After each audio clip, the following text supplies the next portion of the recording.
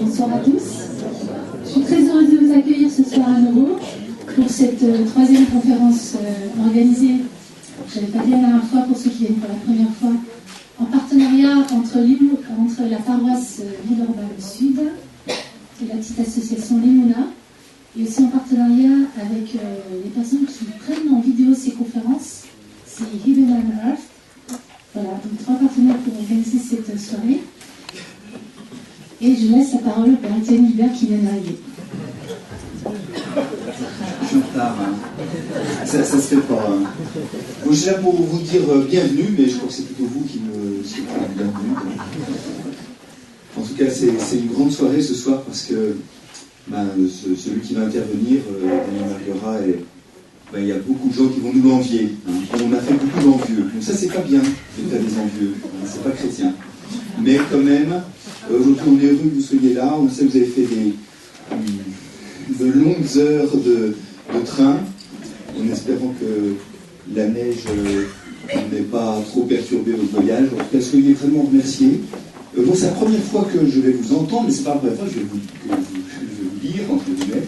Donc c'est vraiment une joie de vous accueillir. Et vous, soyez les bienvenus pour ce travail que nous faisons chaque mois, qui est capital pour notre foi chrétienne. Lorsqu'on comprend comment notre foi se plonge dans une pensée, dans une histoire, dans un terreau qui vient de très loin, eh bien, c'est vraiment une scène nouvelle qui monte. Peut-être qu'en fait, je n'avais pas prévu de dire ça, mais j'ai une question que j'ai. Ce lien aux Juifs, c'est ce qui nous prémunit le milieu du pharisaïsme. C'est peut-être un petit paradoxe, mais c'est peut-être cela qui fait un peu la spécificité de la révélation du Christ, c'est qu'elle est greffée sur une histoire sainte, sur une révélation qui nous précède. Le christianisme n'est pas né comme un champignon séparé, mais il est vraiment greffé sur pour ça là.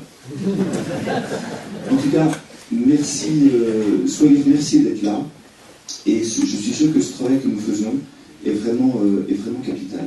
Voilà, pour la vie de l'Église et de notre foi, et merci donc à notre intervenant de ce soir.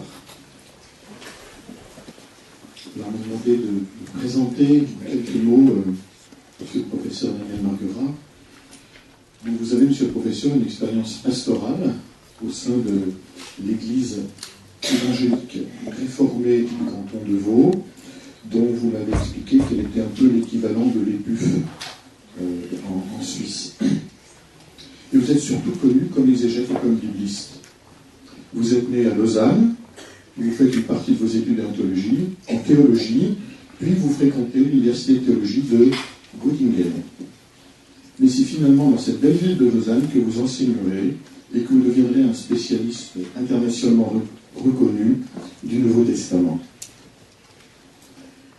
Vous êtes docteur en théologie et vous avez écrit seul ou en direction d'équipe de nombreux ouvrages. Je vais en citer quelques-uns, seulement quelques titres parce qu'ils sont nombreux. Mon but est de montrer le cœur de votre recherche, le cœur de votre intérêt. Je cite quelques titres. Les Actes des Apôtres, Introduction au Nouveau Testament, son écriture, son histoire, sa théologie. Le Nouveau Testament commenté. Et puis un livre paru en 2010 qui avait fait, comme on dit aujourd'hui, un certain buzz, son titre « Qui a fondé le christianisme ?» Ce soir, vous intervenez dans le cadre d'une série de conférences qui a pour titre « Jésus, juif pratiquant » et vous avez choisi comme titre pour votre intervention « Jésus, un combat contre la discrimination, le débat sur le pur et l'impur ». Vous citiez Marc 7, 15. « Il n'y a rien d'extérieur à l'homme qui puisse le rendre impur en pénétrant en lui, mais ce qui sort de l'homme, voilà ce qui rend l'homme impur. » Un verset qui nous rappelle ce que nous disons aujourd'hui, ce sur quoi nous sommes appelés à militer. Voilà, monsieur le professeur, vous avez la parole.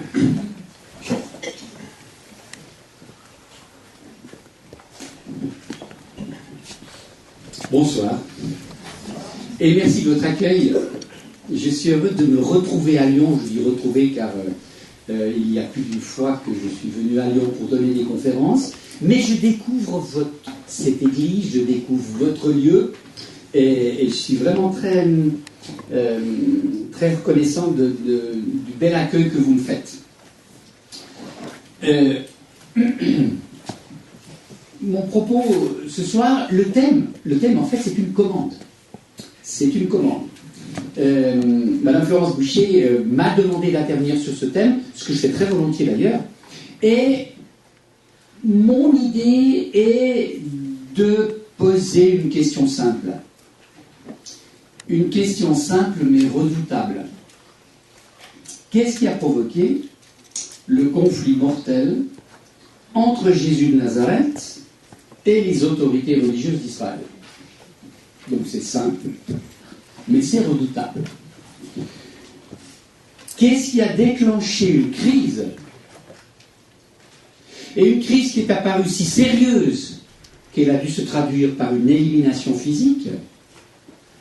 Qu'est-ce qui a déclenché une crise entre Jésus le Nazoréen et ce qui semble bien être les instigateurs principaux de sa condamnation, de sa livraison aux Romains, les Sadducéens. Mais qui fait également d'ailleurs que les pharisiens, qu'il ne faut pas confondre avec le portrait un peu noirci qu'en donnent les évangiles, les pharisiens qui ont été très intéressés à débattre avec Jésus, notamment de son interprétation de la loi, n'apparaissent pas dans le scénario de la Passion, ce qui est le signe que vraisemblablement, historiquement, ils n'ont pas participé aux événements, en tout cas pas en tant qu'instigateurs, mais il se trouve que même les pharisiens n'ont pas pris la défense de Jésus. Donc, qu'est-ce qui explique cette crise? Ma conférence va s'articuler en 4 temps. D'abord, j'examinerai une réponse classique. C'est que le conflit s'est envenimé sur la prétention messianique de Jésus. Ce sera le premier temps. Le second temps s'intéressera à une seconde réponse possible. La crise s'est envenimée sur la manière dont Jésus a interprété la loi. Sa liberté, son audace, son impertinence dans l'interprétation de la Torah. Ça sera le deuxième temps. Dans le troisième temps, j'aborderai le débat sur le pur et l'impur. Et je me demanderai ensuite, dans un quatrième temps, où s'enracine la position de Jésus sur le pur et l'impur. Alors, ce plan en 4 temps vous fait déjà deviner qu'à mes yeux, et c'est l'hypothèse historique que je défends, la crise entre Jésus et ses contemporains s'est nouée sur la question du pur et de l'impur. Et c'est ce que je vais tenter de démontrer, mais les 2 premières réponses, je vais les aborder d'abord parce qu'elles circulent dans la culture, mais aussi parce qu'elles nous permettent de mieux observer l'appartenance de Jésus au judaïsme palestinien du 1er siècle. Donc, dans un premier temps, pourquoi Jésus fut-il condamné? On peut dire que jusqu'au XIXe siècle, la réponse a été « lisez les évangiles ». Et que lisait-on dans les évangiles? Le récit de la Passion, et en particulier ce récit de l'interrogatoire de Jésus par le Sanhédrin. L'évangéliste Marc nous le livre en son chapitre 14. Le voilà. Le grand prêtre se levant au milieu de l'assemblée interrogea Jésus. Tu ne réponds rien aux témoignages que ceux-ci portent contre toi. Les témoignages dont il s'agit et qui sont cités juste en amont de ce texte, c'est ce que, dit l'évangéliste Marc, affirme de faux témoins, citant une parole de Jésus, je détruirai ce temple et le reconstruirai en 3 jours. Tu ne réponds rien aux témoignages que ceux-ci portent contre toi. Mais lui gardait le silence, il ne répondit rien. De nouveau, le grand prêtre l'interrogeait et lui dit, es-tu le Messie, le Fils du Dieu béni? Jésus dit, je le suis. Et vous verrez le Fils de l'homme siégeant à la droite du Dieu Tout-Puissant et venant avec les nuées du ciel. Le grand prêtre déchira ses habits et dit, qu'avons-nous encore besoin de témoins? Vous avez entendu le blasphème. Qu'en pensez-vous? Et tous le condamnèrent comme méritant la mort. Donc on peut dire jusqu'au XIXe siècle, lisez ce texte. La formule par laquelle Jésus répond ici « je le suis » est une formule ambiguë. L'évangéliste Matthieu, dans sa réécriture de l'évangile de Marc, formule « tu le dis », ce qui peut dire à la fois « tu le dis, c'est donc vrai » ou bien « c'est toi qui le dis et pas moi ». L'évangéliste Luc, lui aussi dans sa réécriture de l'évangile de Marc, formule « vous-même vous dites que je le suis ». Donc ici on sort de l'ambiguïté, c'est vous qui le dites. Donc une réponse ambiguë. La difficulté, c'est que la messianité n'est pas un thème de la prédication de Jésus. Lisez les évangiles, en particulier les 3 évangiles synoptiques, Marc, Matthieu et Luc. La messianité n'est pas un thème. Jésus ne se prêche pas. Jésus ne s'annonce pas comme Messie. Jésus ne fait pas de la messianité une thématique de son discours. Oui, la question surgit parfois. Ouais, elle surgit parfois, par exemple, en réponse à la question que Jean le baptiseur, enfermé par Hérode Antipas dans la forteresse de Macéronte, transmet par ses envoyés, « Es-tu celui qui doit venir, ou devons-nous en attendre un autre ?» Et dans cette question, évidemment, le lecteur comprend tout de suite, « Es-tu celui, le Messie qui doit venir, ou devons-nous en attendre un autre ?» Votre mémoire de lecture, dont je ne doute pas, votre mémoire de lecture vous fait savoir que Jésus ne répond pas directement. Il ne dit pas « oui, je le suis »,« non, je ne le suis pas ». Il répond par une énumération de miracles qui, dans le livre d'Ésaïe, attestent la venue, à la fin des temps, du salut. Donc Jésus renvoie les envoyés du Baptiste à un certain nombre de signes, résurrection des morts, la bonne nouvelle annoncée aux pauvres, guérison des aveugles, un certain nombre de signes. Qu'est-ce que le Baptiste en a conclu? L'Évangile ne nous le livre pas. Donc on voit que la question circule, mais n'est pas thématisée. À un autre moment, l'Évangile de Marc au chapitre 8, Jésus dit à ses disciples, « Qui suis-je au dire des foules ?» Et après, « Et vous, qui dites-vous que je suis ?»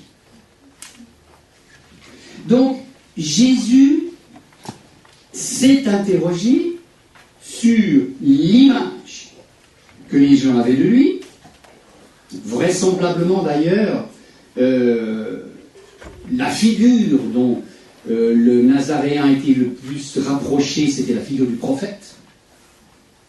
Donc Jésus s'est interrogé sur l'image que les foules avaient de lui, mais les évangiles synoptiques ne lui prêtent aucune déclaration du type « Je suis le Messie, croyez en moi » ou encore « Je suis le Fils de Dieu ».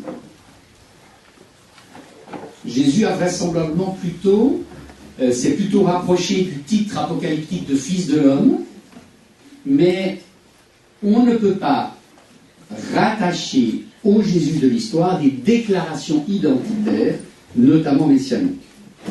Donc, la messianité, si j'ose dire, n'est pas un thème majeur pour Jésus. D'ailleurs, dans les Actes des Apôtres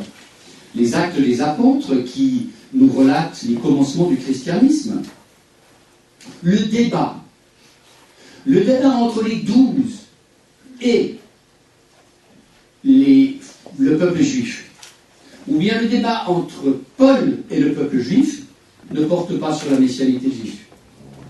Ce qui est en jeu, c'est la résurrection. Est-ce le Dieu d'Abraham, d'Isaac et de Jacob qui a relevé Jésus? C'est ça la question. C'est ça la question qui fait débat, mais pas une démonstration de la messianité. En revanche, si la messianité ne fut pas un thème pour Jésus de Nazareth, il est devenu pour la tradition chrétienne subséquente. Pour la tradition chrétienne subséquente, le refus opposé par Jésus au judaïsme venait de ce qu'on appelle la prétention messianique de Jésus. Mais encore une fois, si l'on s'interroge sur Jésus de Nazareth, cette réponse de la messianité n'est pas satisfaisante, notamment si l'on observe l'histoire du judaïsme ancien. Si l'on compulse le Talmud, en particulier la Mishnah, on se rend compte que la messianité n'est pas un objet de conflit mortel. Car il y eut les messies dans l'histoire juive ancienne. Il y eut les messies, et baptisés comme tels. Le plus célèbre d'entre eux, c'est Simon Bar Kokhba. Simon Bar Kokhba, le héros de la deuxième guerre juive, mort en 135. Bar Kokhba, surnommé le prince d'Israël, Nassi Israël, et qui a conduit la révolte armée contre la puissance d'occupation romaine. Simon Bar Kokhba était l'espoir des nationalistes. Et Rabbi Akiva, qui est le plus grand rabbi de son temps, Rabbi Akiva l'a reconnu Messie. Et lui a apporté, dans sa cause nationaliste, un soutien sans faille. L'ennui, c'est que Simon Bar Kokhba a accusé Rabbi Elazar de trahison, l'a fait exécuter, et que du coup, Rabbi Akiva s'est rétracté, a confessé son erreur et a retiré son soutien. Du coup, les rabbis d'ailleurs vont changer le nom de Bar Kokhba. Bar Kokhba veut dire fils de l'étoile. Et ils vont le changer en Bar Kozeva, qui veut dire fils du mensonge. Il n'en reste pas moins que Simon fut appelé Messie.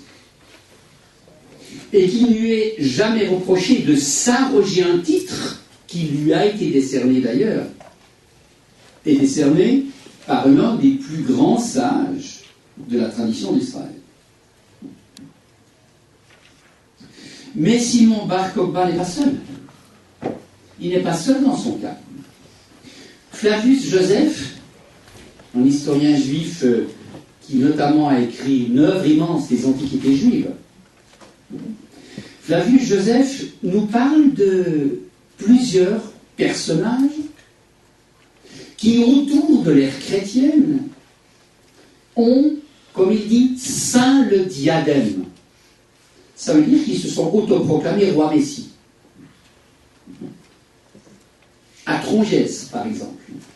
Atrongès, un berger, qui à la mort d'Hérode le Grand, en -4 avant Jésus-Christ, prétend à la royauté, dit Flavius Joseph, dans les Antiquités juives au livre 17, prétend à la royauté, ceint le diadème royal.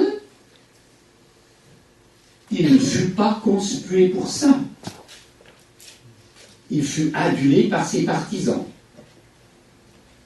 et massacré par les légionnaires romains. À la même période, Simon, un ancien esclave d'Hérode. Nous sommes donc là dans les dernières années avant l'ère chrétienne. Lui aussi, Simon, ceint le diadème et se fait proclamer roi par ses fous, dit Flavius Joseph, qui n'apprécie pas du tout ces prophètes apocalypticiens. Il ne les apprécie pas parce qu'il les considère comme responsables d'avoir tourné la tête d'Israël et par leur action et par leur prédication déclenché la grande révolte qui va aboutir à la guerre juive et à la catastrophe de 70. Simon, avec ses partisans, met le feu au palais d'Hérode, pillage et massacre. À la même période aussi, Judas, fils d'Ézéchias, ou 10 ans après, en plus 6, Judas le Galiléen qui conduit une campagne de refus de paiement des taxes romaines. Bref, il est douteux que le titre messianique ait pu être motif d'une crise mortelle. D'abord parce que Jésus n'en a pas fait un thème de sa prédication, mais une justification de son action. À mes yeux, d'ailleurs, Jésus n'a pas dit qui il était, il a fait qui il était. Le dire sur son identité doit venir de l'interlocuteur. Et c'est la réponse de la foi ou de la non-foi. Donc, Jésus n'en a pas fait une justification de son action. Pour le judaïsme, se proclamer Messie n'est pas un péché mortel. Flavius Joseph raconte aussi l'histoire d'un autre Jésus, fils d'Ananias, au début des années 60, qui annonce la ruine du temple et la fin de Jérusalem, et qui casse les oreilles des Jérusalémites du matin au soir en annonçant la fin de la ville. Le gouverneur romain Albinus l'arrête, le fait fouetter, mais lui laisse la vie sauve, car il le déclare fou. Jésus, lui, ne fut pas déclaré fou. Donc, le récit du procès dont nous avons parlé tout à l'heure, est une recomposition chrétienne qui pointe sur ce qui va effectivement, pour les chrétiens, devenir le point de désaccord avec la synagogue. Donc il nous faut abandonner l'idée que nous trouverions là le motif de crise. Deuxième temps, dans ma conférence, à partir de la recherche historique sur Jésus, la tentative de reconstruire qui fut Jésus et quelle fut son action derrière les récits de l'Évangile. Donc à partir de la recherche historique, fin du XIXe siècle, l'explication a changé et les chercheurs ont pointé l'interprétation par Jésus de la Torah, en pensant que là se trouvait le motif de la discorde. Ils ont pointé en particulier le sermon sur la montagne, avec la séquelle des 6 antithèses. Vous aviez appris qu'il a été dit aux anciens, mais moi je vous dis. Une formule qui congédie la chaîne séculaire de l'interprétation des rabbis, qui n'articule pas la lecture que Jésus fait de la loi à la lecture que les anciens successivement ont fait. C'est ce que nous apprend la Mishnah. Donc ce déploiement du jeu de Jésus, qu'on peut appeler un jeu autoritaire, souverain et impertinent. Et ce jeu de Jésus radicalise la loi sous l'égide du commandement d'amour. Cette radicalisation s'opère d'une part par l'approfondissement. Ça n'est pas seulement le meurtre qui est condamné, mais la colère qui déjà attente à la vie d'autrui. Donc l'interdit du meurtre est radicalisé par ce qui est à la racine de l'agressivité à autrui. Ça n'est pas seulement l'adultère, c'est le regard de convoitise de l'homme, le regard prédateur, qui est visé. La parole échangée, la parole engagée doit être fiable, que ton oui soit oui et ton non, non, sans qu'il soit besoin de recourir à des formules complexes de serment qu'il est facile de détourner. Ou encore l'amour du prochain, qui va jusqu'à l'amour de l'ennemi et à la prière pour le persécuteur. Donc nous avons là une radicalisation des prescriptions de la Torah. Mais ce jeu de Jésus va aussi jusqu'à l'abrogation de prescriptions de la Torah, la lettre de divorce. La lettre de divorce est abrogée. La loi du talion, œil pour œil, dent pour dent, cette loi est abrogée au profit d'une prescription qui dit ne résiste pas aux méchants. Donc nous avons là, dans cette séquence des antithèses, de Marc 5, 21 à 48, une lecture forte, une lecture inhabituelle, et qui va là encore jusqu'à abroger la lettre de certaines prescriptions. Et puis l'attitude de Jésus à l'égard du sabbat. Jésus qui, à certains moments, notamment de guérison, suspend la prescription du chômage sabbatique.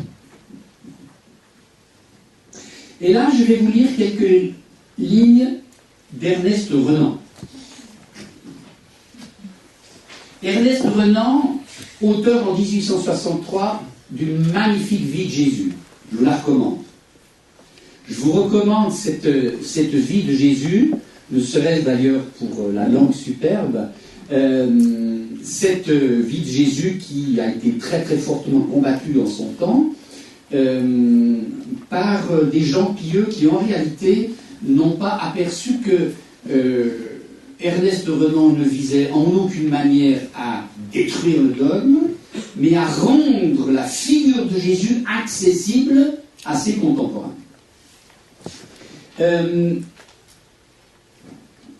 Quelques passages.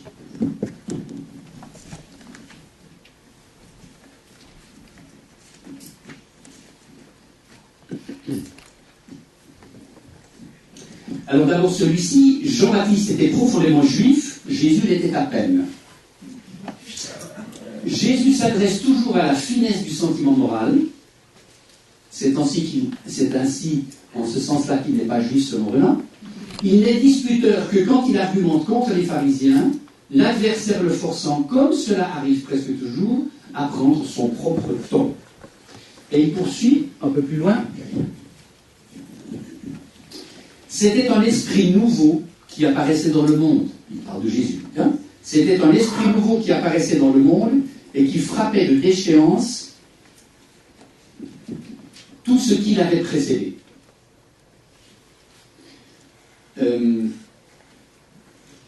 Voilà donc ce qu'affirme Ernest Renan. Cela date de 1863, mais il se trouve que c'est la lecture majoritaire que l'on rencontre jusque dans les années 1980. Parce que Ernest Renan est typique d'une interprétation de Jésus qui voit en lui un héros, le héros d'une religion du cœur, et qu'il différencie de ce qu'il appelle le légalisme juif. Il désigne par là des arguties juridiques, Jésus comme messager d'une morale non dictée par la loi, mais par l'amour. Et donc, le rapport entre Jésus et le judaïsme de son temps est abordé par une typologie, Jésus comme libre héros d'une religion du cœur, le judaïsme comme tenant d'une lecture, d'un esprit procédurier, tatillon, réglementaire, notamment affecté aux pharisiens. Et c'est la raison pour laquelle Renan va dire, et ce refrain va être longtemps poursuivi et entonné, Jésus est donc très peu juif, en ceci qu'il ne serait pas légaliste. Et donc, ce qui différenciait Jésus de ses contemporains, c'est que Jésus met fin, dit-on, au régime de la loi. Cette lecture de Jésus, je l'ai dit, a été dominante jusque dans les années 1980.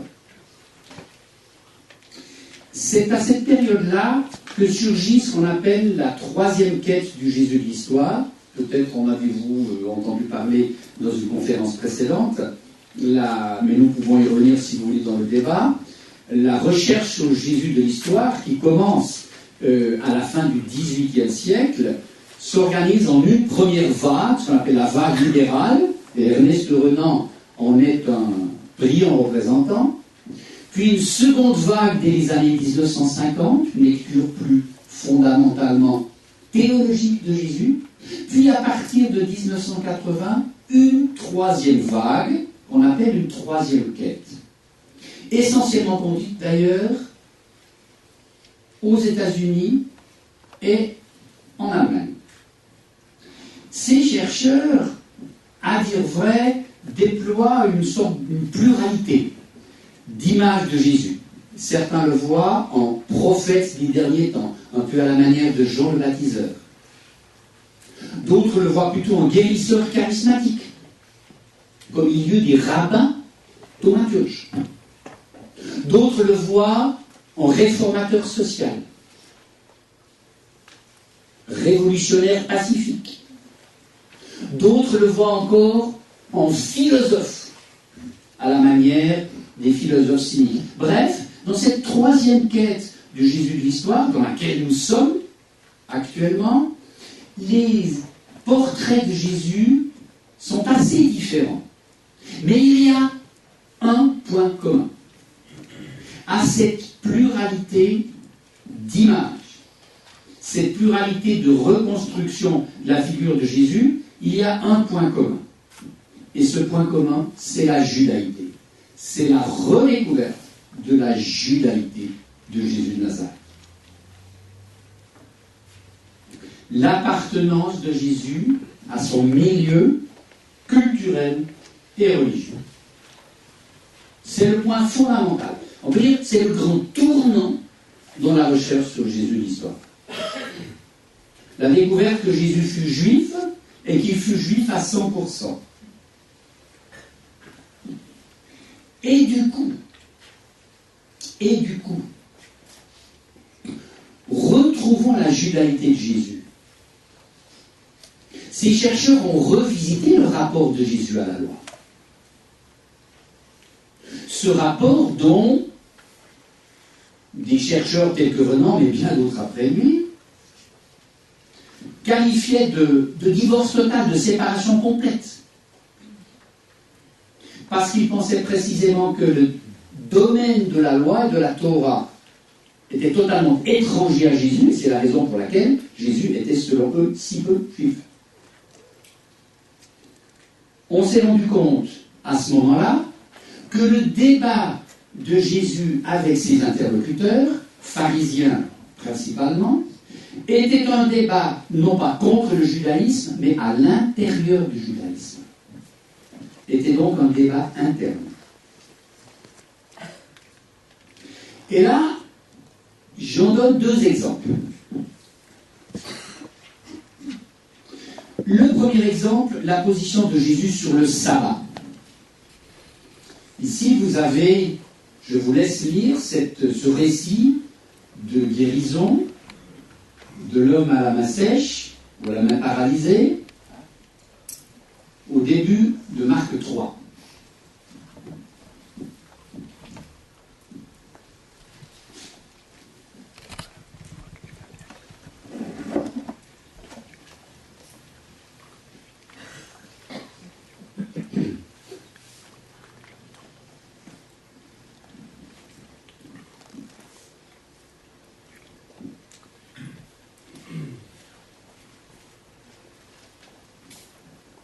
avec cette fameuse question alternative de Jésus, ce qui est permis le jour du sabbat, est-ce de faire le bien ou de faire le mal, de sauver un être vivant ou de le tuer? Alors, là où auparavant, on distinguait dans ce positionnement de Jésus, dans cette posture, une posture anti-juive. Une posture anti-juive habitée par l'abrogation du chômage sabbatique. Le travail fait sur les textes, et notamment les textes de la Mishnah, a permis de découvrir que suspendre le chômage sabbatique prescrit par la Torah n'est pas un souci propre à Jésus, mais une question largement débattue dans le judaïsme ancien. Que Jésus n'est donc ni le premier ni le dernier à poser la question de savoir si l'on peut guérir le jour du sabbat ou non. Lors des guerres maccabéennes du IIe siècle avant Jésus-Christ, 1000 juifs se sont laissés décimer au cours d'une attaque perpétrée le jour du sabbat. C'est le premier livre des Maccabées, au chapitre 2, qui nous raconte cette tragédie. Et dès lors, l'avis a prévalu que, même si c'était sabbat, il était licite de se défendre, et même de tuer. Et donc, sur la question de savoir ce qui est permis le jour du sabbat ou non, cette question était largement ouverte. Par exemple, sur la question de savoir s'il était permis de retirer le jour du sabbat un animal tombé dans un puits, c'est une question que vous lisez dans l'Évangile. Les Esséniens disaient non, mais les pharisiens approuvaient. Oui, car il s'agit de sauver une vie. Les pharisiens approuvaient et Jésus approuve aussi. La particularité de Jésus n'est pas ici de légitimer la suspension de la prescription du sabbat. Sa particularité, car il y en a une et il ne faut pas manquer de la voir, c'est de généraliser à tout besoin d'autrui la tolérance admise pour la sauvegarde de la vie. Faire le bien ou faire le mal, sauver un être vivant ou le tuer, voilà la prescription de la sauvegarde de la vie, et Jésus va l'appliquer à un cas bien moins dramatique que de sauver une vie, c'est de guérir une main. Donc la particularité de Jésus va être l'extension qu'il donne à cette suspension de la prescription sabbatique. Encore une fois, la question n'est pas originale. Jésus ne se prononce pas contre le judaïsme ou contre le sabbat comme tel, mais il va d'une manière originale étendre, donner son extension maximale à la levée du chômage sabbatique. L'autre exemple, le voici. Marc 7,15, il n'y a rien d'extérieur à l'homme qui puisse le rendre pur en pénétrant en lui, mais ce qui sort de l'homme, voilà ce qui rend l'homme impur. On a compris parfois cette parole comme le congédiement de la part de Jésus de toute légitimité à la purification rituelle.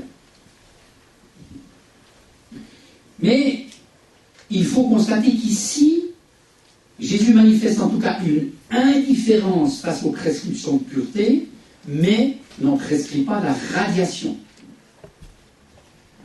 Et là encore, il entre dans un débat ouvert de son temps. Je vous cite ce qu'on rapporte de Rabbi Yohanan ben Zakkai, mort vers 80, qui dit ceci: dans votre vie, ce n'est pas le cadavre qui rend impur et l'eau qui purifie, mais c'est une ordonnance du saint, béni soit-il. Le saint, béni soit-il, a dit: j'ai établi une prescription, j'ai fixé une ordonnance, et il ne t'est pas permis de transgresser mon ordonnance. Donc, si je traduis la position de Yohanan ben Zakkai, il va dire « Rien n'est impur en soi, et rien n'est pur en soi. C'est une décision de Dieu. » Rien n'est impur en soi, vous le lisez sous la plume de l'apôtre Paul en Romains 14. Et ici, Jésus rejoint l'aile libérale du pharisaïsme qui affirme la prééminence de la loi morale sur la loi rituelle.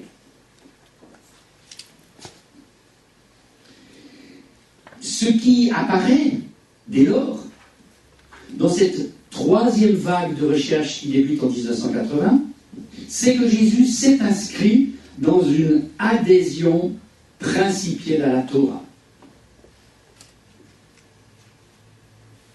Que Jésus n'a jamais remis en cause principiellement l'autorité de la Torah. La preuve, c'est qu'on ne peut pas lui rapporter de décision fondamentale sur l'autorité de la Torah. Elle est admise comme telle. La question n'est pas de savoir si la Torah a une autorité ou pas, la question c'est de savoir comment on la comprend.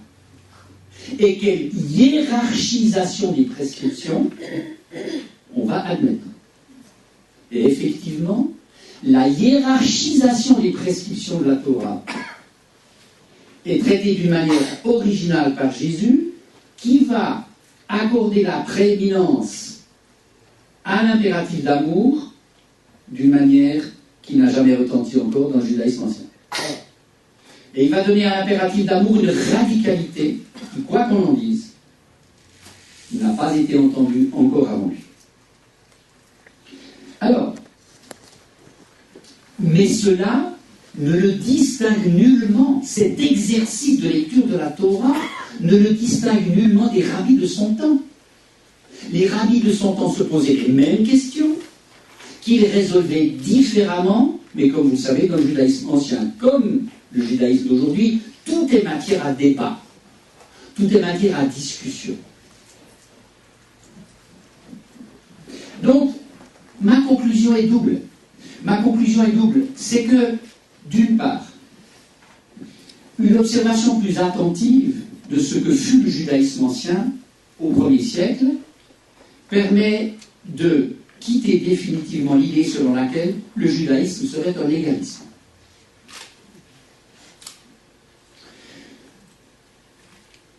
Quand il débat de l'interprétation de la Torah, Jésus manifeste non pas son extériorité au judaïsme, mais son appartenance à la quête séculaire de l'application de la loi, ce qu'on appelle la halakha. Et donc ce résultat de la troisième quête de Jésus de l'histoire est évidemment un peu confondant si on compare à l'image que nous avions. Jésus s'est singularisé par la mise en avant de son « je » dans l'interprétation de la loi, je l'ai dit, avec liberté, avec autorité, avec impertinence. Mais, si j'ose le dire de manière triviale, il n'y avait pas dans cette avancée du jeu de Jésus de quoi fouetter un chat. Le judaïsme se caractérise, et notamment le judaïsme ancien, par une extrême diversité des courants, chacun se définissant par sa lecture de la Torah, une lecture de la Torah qui va de l'extrême rigorisme des Esséniens de Qumran. À Qumran, on trouve un noyau dur des Esséniens. Donc l'extrême rigorisme de Qumran au libéralisme du judaïsme de la diaspora.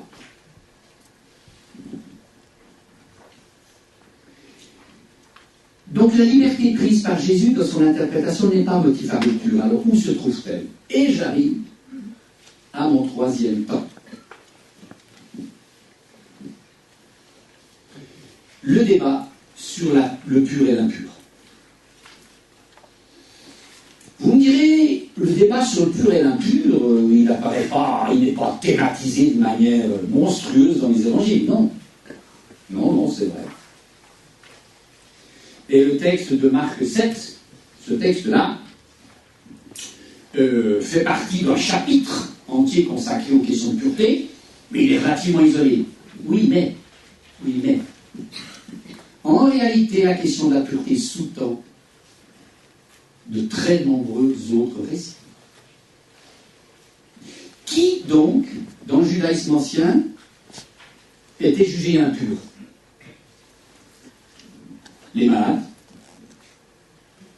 malades, tous les malades, mais en particulier les lépreux qui étaient les impurs des impurs. Mais pas seulement les malades, les femmes, à cause de leur menstruation, tous ceux qui étaient en contact ou pouvaient l'être avec le sang ou avec des cadavres, et de nombreux métiers étaient susceptibles d'être en contact avec le sang et avec les cadavres, les bergers, les nomades, les artisans du cuir, etc., etc. Et puis tous ceux qui n'observaient pas les rituels de purification, et donc qui véhiculaient une impureté. Les pharisiens, sur ce point-là, j'y reviendrai, étaient très, très pointilleux.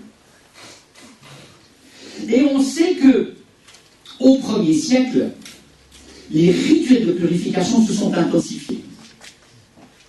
Ils se sont intensifiés pour deux raisons. D'une part, la montée en force du pharisaïsme, ce mouvement religieux laïque, admirable d'ailleurs. Et la deuxième raison, c'est la présence dans le pays des Romains, des impies, impurs par définition, et qui nécessitaient de multiplier les exercices d'ablution rituelle. Les récentes découvertes archéologiques faites en Israël, j'entends de ces 2 dernières décennies, ont mis à jour de très nombreux mikvaot, les bassins d'ablution rituelle.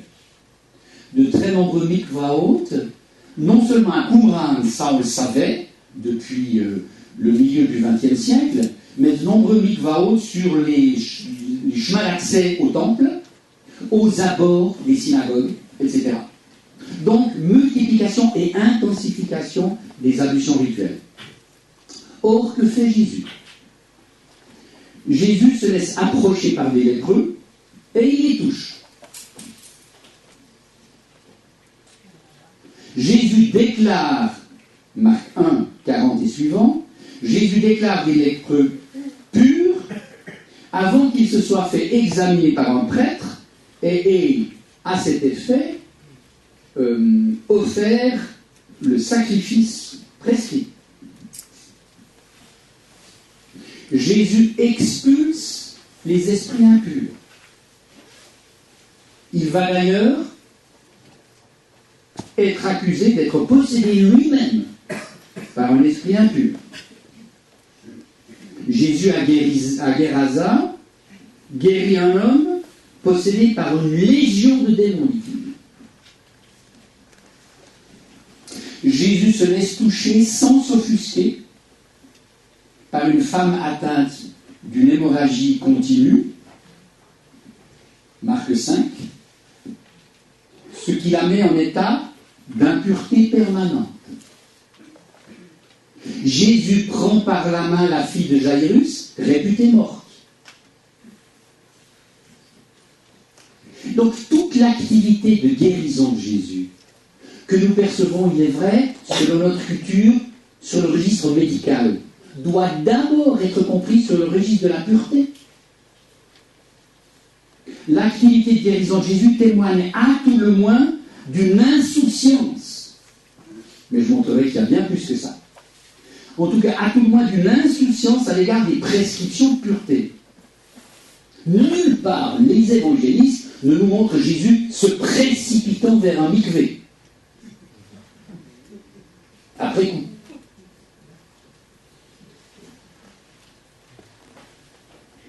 Pour Jésus, la compassion divine l'emporte sur la dimension rituelle.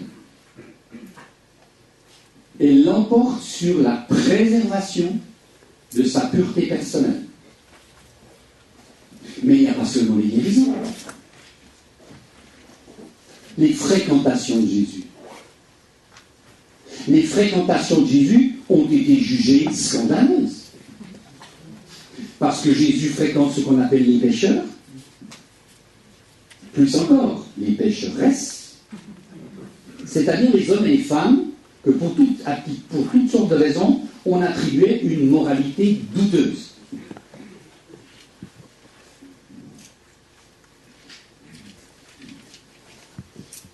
Voilà une jolie parabole.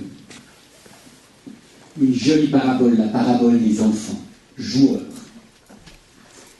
Les enfants assis sur la place et qui s'interpellent les uns les autres en disant « Nous vous avons joué de la flûte et vous n'avez pas dansé.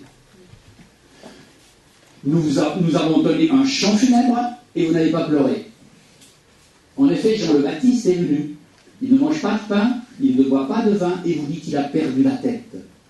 Le Fils de l'homme est venu, il mange, il boit et vous dites voilà un glouton et un ivrogne, un ami des collecteurs d'impôts et des pêcheurs. La figure du Fils de l'homme est une figure cachée de Jésus, bien sûr. Et là, nous avons une parole dont nous pouvons être tout à fait certains que ce ne sont pas les premiers chrétiens qui l'ont inventée. Parce que voir traiter leur Seigneur de glouton et d'ivrogne, il y a vraiment peu de doute que ce soit inventé, mais c'est plutôt une parole traditionnelle que les premiers chrétiens n'ont pas voulu raturer. Que raconte cette parabole? Elle met en parallèle Jean le baptiseur et Jésus.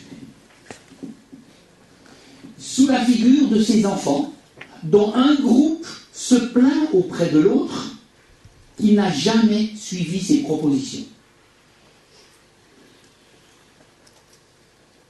Jouer la flûte et danser, ça correspond à la venue du Fils de l'homme, qui mange, qui boit. Entonner un chant funèbre et venez pas pleurer, ça correspond à la venue de Jean le baptiseur, l'ermite du désert, celui qui annonce le jour de colère, qui va mettre fin à l'histoire, et donc il s'agit de se protéger par son baptême. Donc, dit Jésus, il y a eu deux propositions. Jean le baptiseur, l'ascète au message qu'on pourrait appeler sinistre. Et puis le Fils de l'homme, au message inverse. Mais dans les deux cas, vous n'avez pas suivi. Vous n'avez pas suivi cette proposition. Si on pourrait parler longtemps du rapport entre Jésus et Jean le baptiseur, sujet passionnant d'ailleurs. Mais ce n'est pas ça que j'aimerais vous montrer ici. Ce que j'aimerais vous montrer, c'est la finale. Le Fils de l'homme, il mange, il boit, et vous dites voilà un glouton, un ivrogne, un ami des collecteurs d'impôts et des pêcheurs. Il y a deux éléments qui sont intéressants dans la manière dont Jésus restitue ici l'image qu'ont ses adversaires. D'une part, les repas. Il mange, il boit. Les repas de Jésus qui préfigurent l'accueil que Dieu réserve à chacun. Jésus était non seulement un bon vivant, mais c'était un accueillant et un convivial. Et puis, dans ces repas, précisément, ce qui est reproché à Jésus, c'est d'être l'ami des pécheurs.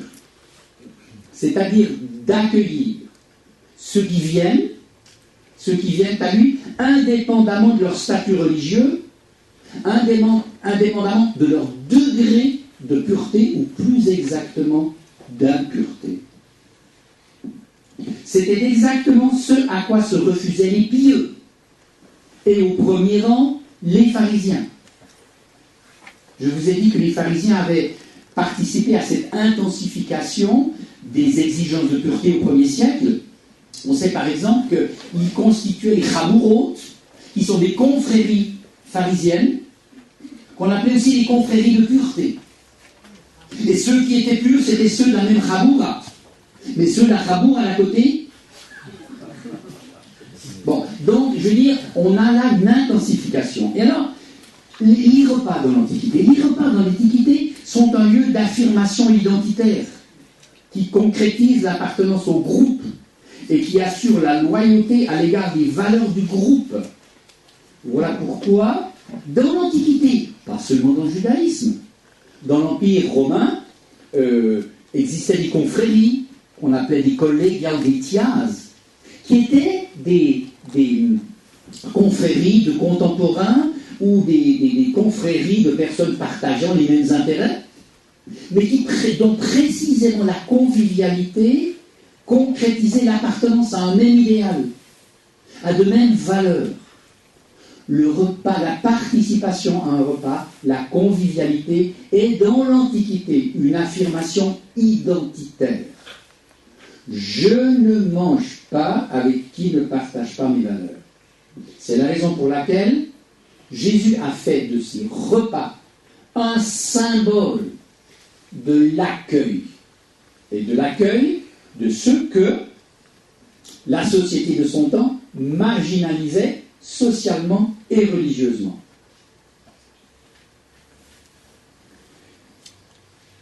Donc oui, pour Jésus aussi, le repas est un moyen d'intégration au groupe. Mais le groupe est large. Le groupe n'exclut pas. Le groupe ne discrimine pas. Et voilà pourquoi Jésus intègre les pécheurs au repas. Sa convivialité se trouve à l'inverse de l'exclusion, mais au service d'une pratique d'accueil, une pratique qui est inclusive. Et c'est ici précisément que j'observe la révolution copernicienne que Jésus opère sur la notion du pur et de l'impur. Jusqu'à présent, j'ai dit, Jésus manifeste une certaine insouciance par rapport aux prescriptions de pureté. J'ai dit aussi qu'il partageait une position qui est par exemple celle du grand Hillel. Il partageait la prééminence de la loi morale sur la loi rituelle. Mais il faut aller plus loin. Il faut aller plus loin car Jésus redéfinit la notion de pureté. Je reviens à Marc 7,15. Il n'y a rien d'extérieur à l'homme qui puisse le rendre impur en pénétrant en lui, mais ce qui sort de l'homme, voilà ce qui rend l'homme impur.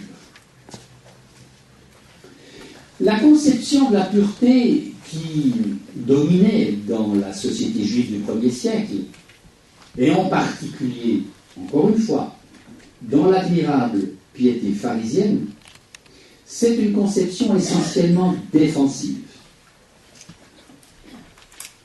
Ça veut dire que le fidèle se trouvait exposé en permanence au risque d'être contaminé par son environnement. Parce que l'environnement était jugé a priori impur. Composé de femmes, composé de malades, composé de métiers jugés douteux, composé de gens qui se trouvaient en relation avec les Romains, les païens. Donc l'environnement était potentiellement impur en permanence. Et donc, la pureté devait être défendue. Et il s'agissait, dès lors, d'observer scrupuleusement la loi rituelle. Observer la loi rituelle parce que le propre de l'impureté, c'est sa contagion.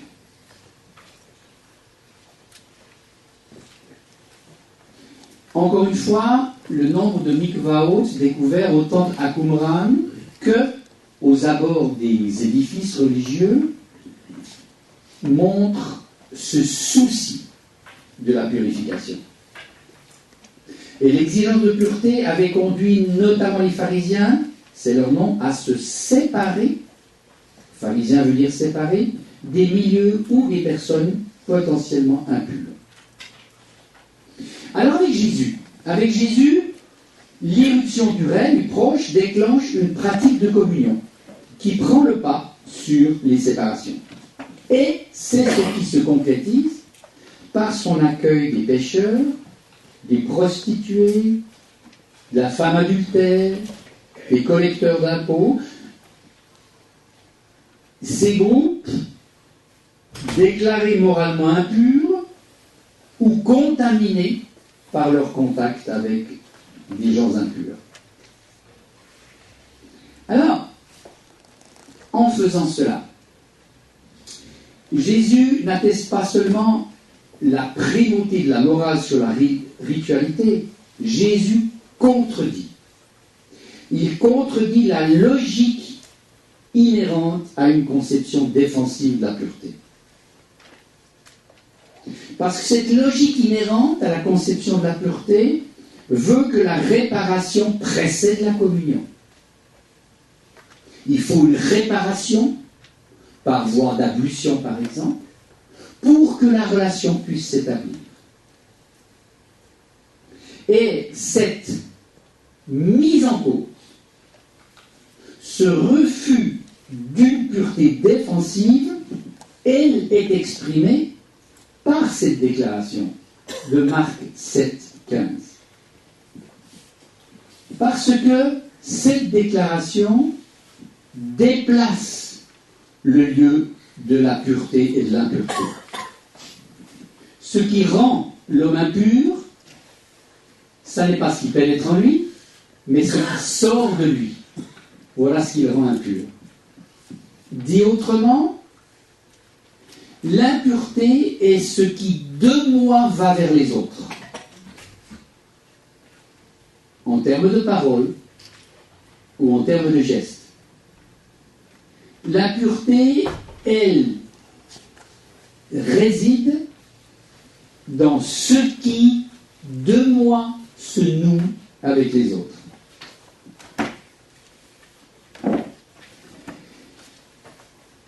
Ce sont désormais les gestes, les paroles qui relient à son milieu, l'homme à son milieu, qui décident de sa pureté ou de ses souillures. Klaus Berger, qui est un exégète allemand, a qualifié ce déplacement de passage d'une pureté défensive. Je dois me protéger de mon environnement qui me menace. Ce passage d'une pureté défensive à une pureté offensive.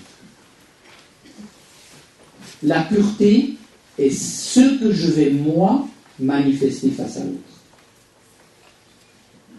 Et vous voyez que le rapport à l'environnement est exactement inversé. À savoir que l'autre, le prochain, n'est pas le danger potentiel sur ma pureté. Le prochain devient le lieu où je vais manifester ma pureté ou mon impureté. Alors Klaus Berger parle d'une conception offensive de la pureté. Moi, je parlerai d'une conception inclusive et non plus exclusive. Car la conception défensive de la pureté, c'est une conception exclusive. Je dois me prémunir du danger potentiel que représente l'autre face à moi. Jésus, lui, va pratiquer une pureté inclusive. C'est par ma manière d'accueillir l'autre, sans poser de conditions sur son degré de pureté, que je vais manifester ma pureté. C'est donc une conception inclusive. Donc le rapport à autrui n'est plus stigmatisé, comme un risque potentiel de souillure, mais, encore une fois, le rapport à autrui est désigné comme le lieu où le croyant est appelé à concrétiser sa pureté. Et du coup, les gestes de Jésus à l'égard des malades, les repas communautaires de Jésus, les fréquentations de Jésus trouvent ici leur justification. Pour reprendre une formule d'un autre exégète allemand, Gerd Theissen, Jésus incarnait une pureté qui, dit-il, rayonnait charismatiquement. Une pureté qui rayonnait charismatiquement. Et il essaye tente par cette formule, d'exprimer justement le caractère inclusif, le caractère extérieur, le caractère donateur d'une pureté qui n'est plus la forteresse derrière laquelle je dois me mettre à l'abri.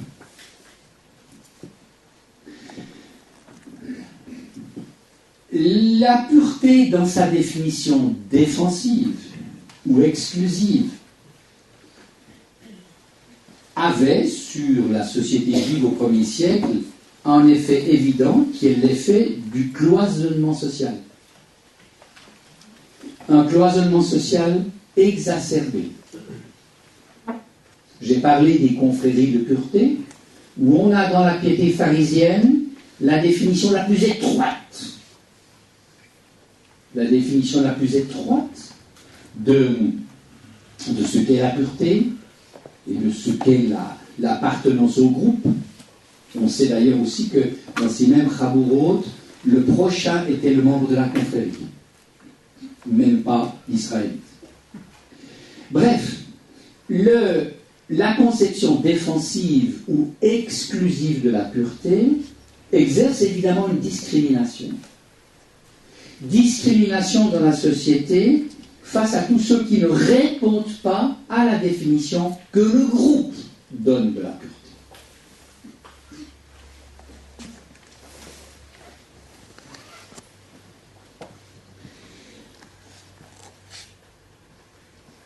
Hop là. Non. Voilà. Non. Veux-tu? Oh, il saute. Non. Voilà.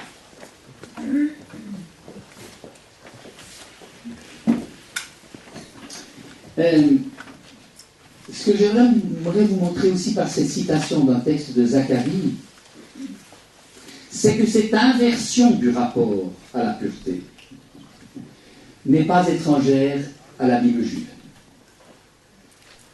Et qu'elle affleure en certains textes, Psaume 51, Ézéchiel 36, mais surtout Zacharie 14. En ce jour-là, les clochettes des chevaux, c'est donc la description du temps du salut, du temps du royaume. En ce jour-là, les clochettes des chevaux porteront l'inscription « Consacrée au Seigneur ». Les marmites dans la maison du Seigneur seront comme des coupes à aspersion devant l'autel. Toute marmite à Jérusalem et en Juda sera consacrée au Seigneur de l'univers. Tous ceux qui viendront présenter un sacrifice s'en serviront pour cuire leur offrande. Il n'y aura plus de marchands dans la maison du Seigneur de l'univers en ce jour-là. Que dit cette fresque du temps à venir, du temps du salut, qui définit, c'est dans un texte où Zacharie décrit la venue grandiose de Dieu à la fin de l'histoire. Eh bien, c'est un temps où tout Israël sera pur, où tout sera sanctifié, où tout sera consacré. Regardez, les clochettes des chevaux, les marmites, les coupes à aspersion, toute marmite à Jérusalem et en Juda sera consacrée au Seigneur de l'univers. Tout sera pur. Il n'y aura pas d'un côté ce qui est pur. Ce qui est pur est donc apte à la célébration du Seigneur. Et puis ce qui n'est pas, le monde profane. Non. La profanité sera pure. La profanité deviendra sainte. La pureté et donc la sainteté gagneront l'ensemble de la vie. Ce lien entre pureté et sainteté, il est très important. Car la manière dont Israël veillait à sa pureté, c'est sa manière d'affirmer et de préserver sa sainteté de peuple choisi. Le peuple choisi doit conserver sa pureté pour demeurer le peuple mis à part. Et donc, dans cette vision de Zacharie, c'est la vie profane qui devient le lieu de la sainteté et le lieu de la pureté. Et du coup, toute marmite à Jérusalem et en Juda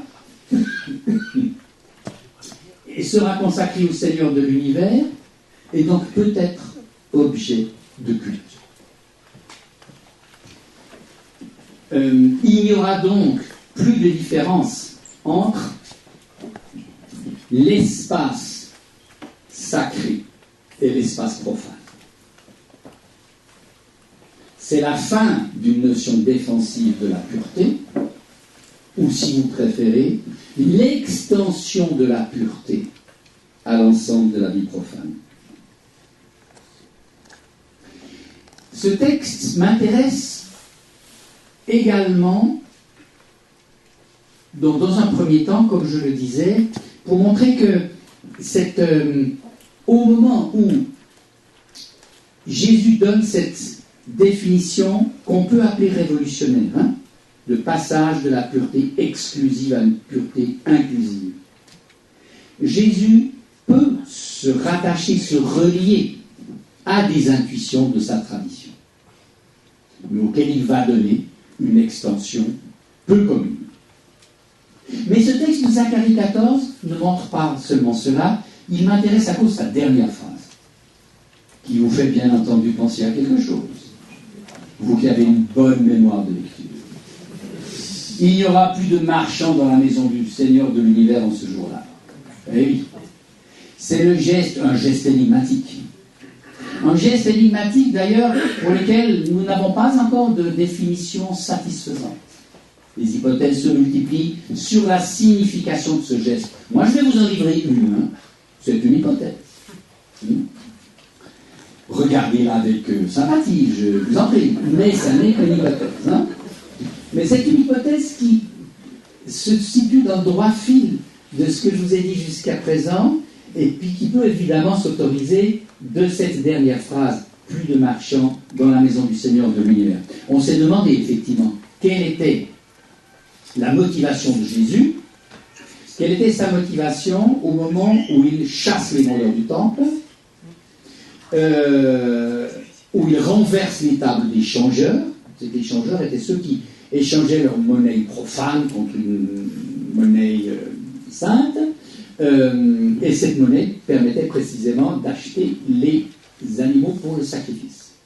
Donc Jésus porte atteinte ici à l'exercice sacrificiel dans le temple. Alors, parmi les hypothèses qui circulent, on s'est demandé si Jésus ne voulait pas avoir un geste prophétique de destruction du temple. Mais en fait, il est dans la cour des païens. Il n'est pas dans le temple encore. Donc là, l'hypothèse de la destruction du temple ne m'apparaît pas adéquate. On s'est demandé si Jésus voulait purifier l'exercice cultuel. C'est ce qu'on retient souvent, par exemple, on parle de la purification du temple, ou bien protester contre la marchandisation du temple. Et c'est une lecture que vous trouvez déjà dans l'Évangile. Vous avez fait du temple une caverne de voleurs. C'est une des premières interprétations de ce geste qui était déjà énigmatique pour les premiers chrétiens. À partir de la réflexion sur la pureté, est-ce que nous n'aurions pas une ouverture que précisément nous dit la fin de ce texte de Zacharie, à savoir que le geste symbolique de Jésus vise précisément à renverser ce qui protège la pureté et la sainteté du temple. Car effectivement, l'emplacement des changeurs, c'est une barrière faite, une protection de la sainteté du temple. Il faut passer cette barrière, si j'ose dire, sacraliser sa monnaie, pour pouvoir se livrer à l'exercice sacrificiel. Le geste symbolique de Jésus consiste à dire, ce geste n'est plus nécessaire. Dieu est directement accessible. Il n'y a plus de barrière de pureté. Et donc nous aurions ainsi un geste symbolique de protestation. De protestation contre les barrières qui isolent la sainteté du temple de la vie, de la même manière que Jésus a protesté contre les prescriptions de pureté qui isolaient de nombreuses catégories sociales de la vie en les déclarant impures. Je vois pour ma part une analogie assez forte entre le geste de Jésus à l'égard des malades, dont nous n'imaginons plus le potentiel scandaleux aujourd'hui, nous le voyons comme un exercice de compassion. Donc je vois une analogie entre ce geste de Jésus à l'égard des malades et le geste de Jésus à l'égard du temple. Toujours est-il, en tout cas, que si l'on se demande ce qui, au final, a déclenché la décision d'arrestation de Jésus, c'est vraisemblablement dans la violence à l'égard du temple qu'il faut chercher. Car c'est à ce moment-là, effectivement, que Jésus a, peut-on dire, dépassé une ligne rouge et déclenché une décision de se débarrasser de lui, dont les évangélistes, et notamment Marc en premier lieu, nous déclarent que déjà au chapitre 3, vous l'avez vu à la fin du récit de la guérison de l'homme à la main paralysée, que cette décision de mort était déjà prise bien en amont, mais ce qui va la déclencher, c'est le geste de trop à l'égard du temple, dont précisément les Sadducéens étaient les gardiens. Et ce sont eux qui vont être les instigateurs du processus d'arrestation et de condamnation. Et c'est là qu'à mon avis, tout se tient. Dernier point.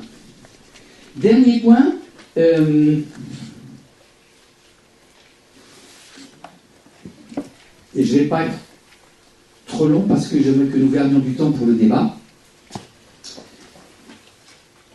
Dernier point, quatrième temps, qu'est-ce qui explique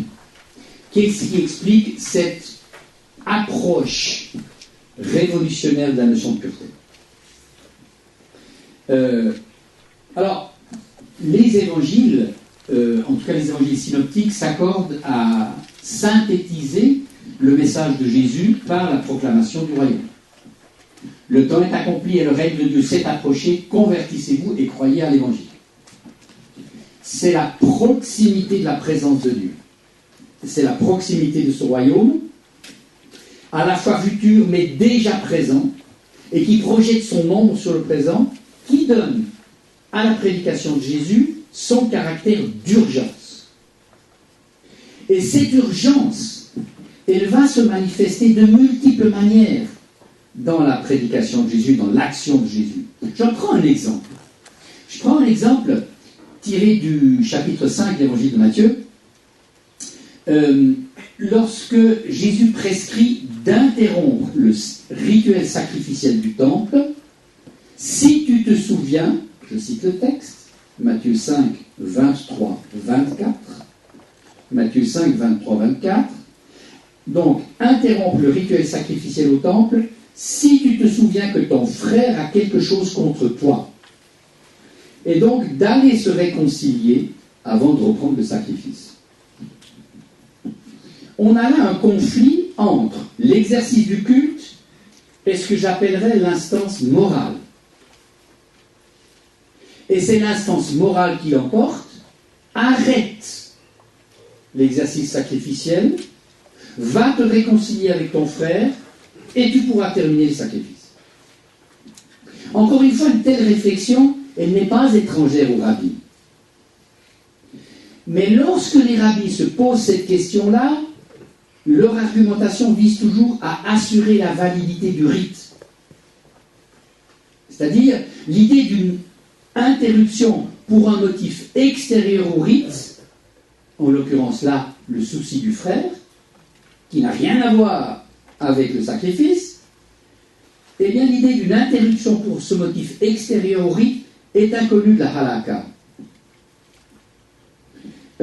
Parfois, on lit, comme dans le traité Yoma, je cite, « Pour les fautes qui sont entre l'homme et le lieu, le jour des Kippourim les expie, mais pour celles qui sont entre l'homme et son semblable, le jour des Kippourim ne les expie pas, tant qu'on ne s'est pas réconcilié avec l'autre. » Donc on voit bien que l'idée qu'une réconciliation doit s'opérer, elle est présente et que le sacrifice n'atteint pas ce niveau-là. Mais dans la parole de Jésus, la relation à renouer ne constitue pas un acte préalable à l'exercice authentique du sacrifice. C'est plutôt un impératif dont l'urgence ne souffre aucun délai. Dit autrement, l'image extrême d'un sacrifice dont l'accomplissement nécessitait toute l'attention du fidèle. Jésus choisit cette image extrême pour dire, même dans ces cas-là, si tu te souviens que ton frère a quelque chose contre toi, va te réconcilier. Il y a une urgence plus forte qui est l'urgence de la réconciliation. Et si je relis maintenant à ma lecture de Marc 7,15,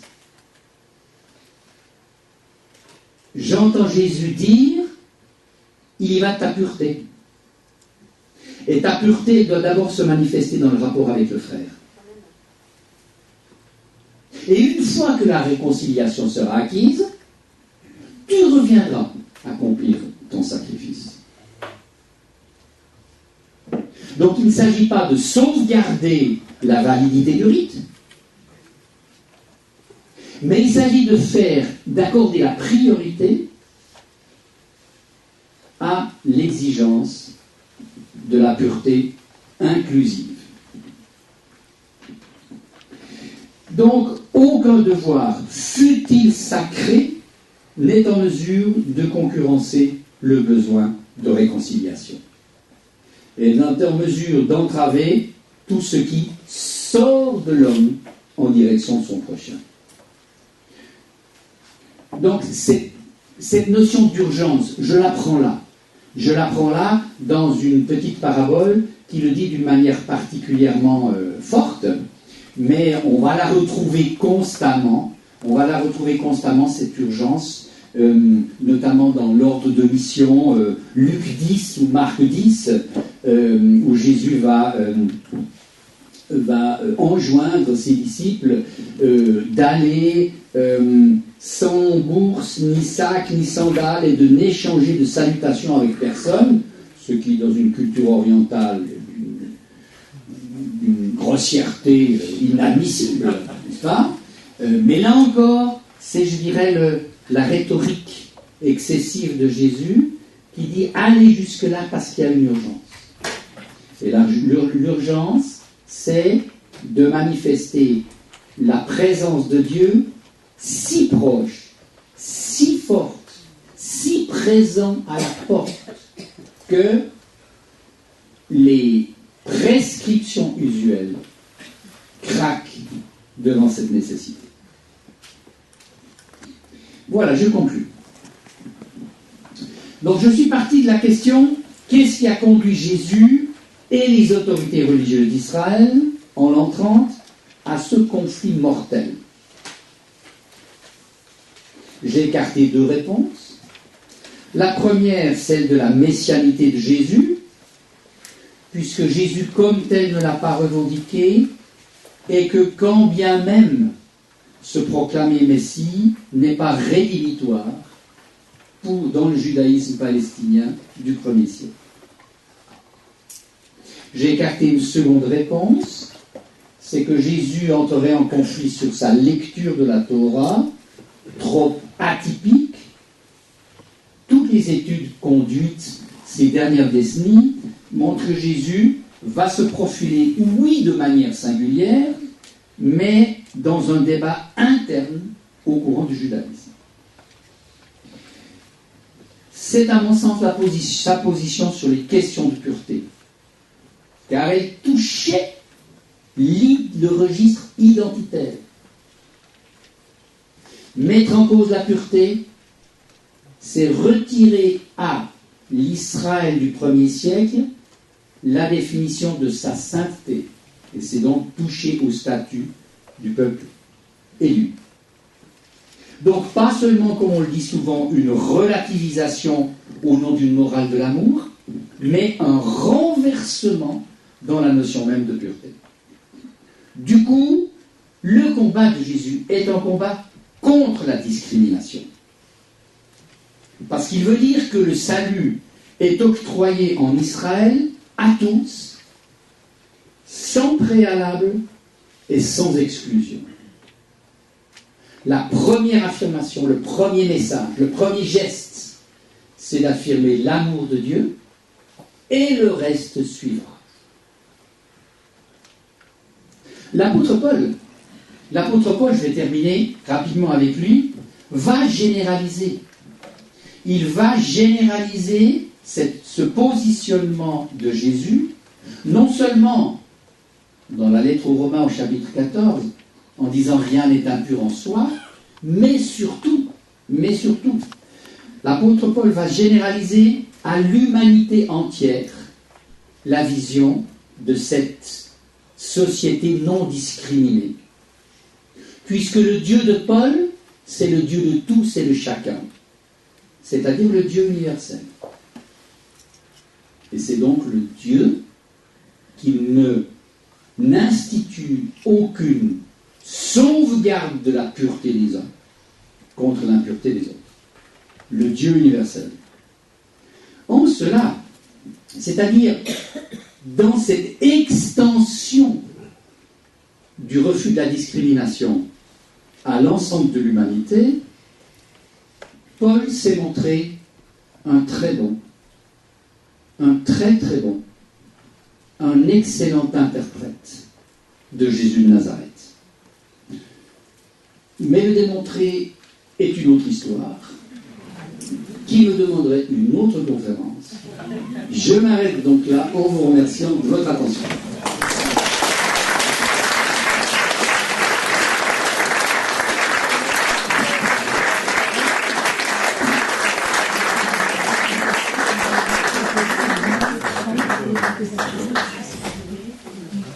Ouais.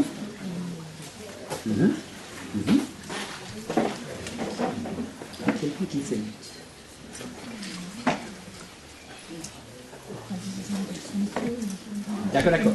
Tout à fait. D'accord. Puis vous me direz qu'on s'arrête pas là. Bien. Alors, la parole est en donc à qui veut la saisir. Je vous invite à poser vos questions sans micro, parce qu'on n'a qu'un micro filaire. Il la répétera en micro et ensuite il vous répondra. Voilà. J'essayerai de tout ça, tout le moins. Je me posais juste la question comme ça de l'articulation entre le péché, l'impureté et le péché. Donc vous vous posez la question, petite question bien entendu, de l'articulation entre le péché et l'impureté. Alors, pureté, péché et impureté sont traités de manière différente dans l'Israël au 1er siècle, à savoir que pour effacer l'impureté, les ablutions rituelles étaient nécessaires. Elles permettaient au fond de se laver des souillures que le monde profane, la vie dans le monde profane, entraîne. Le pardon des péchés nécessitait un sacrifice au temple.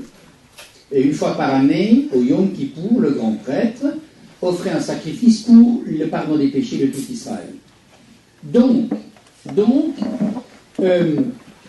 le péché est lié à l'impureté dans la mesure où les pécheurs sont impurs, oui, mais se livrer à une ablution rituelle est le devoir prescrit à chaque croyant, mais l'ablution rituelle n'accorde pas encore l'expiation des péchés. Cette expiation des péchés, elle demande une ritualité spécifique qui est une ritualité sacrificielle.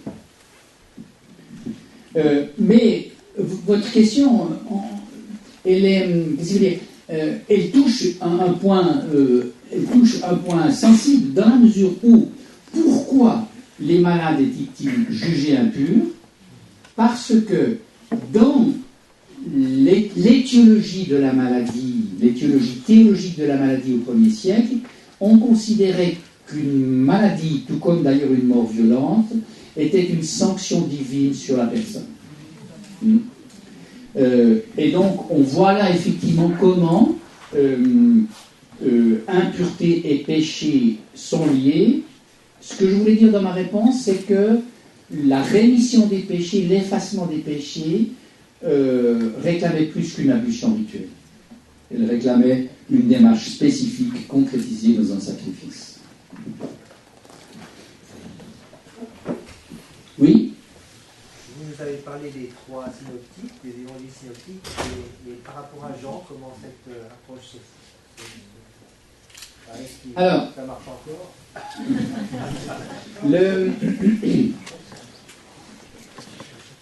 Mon propos était de me concentrer sur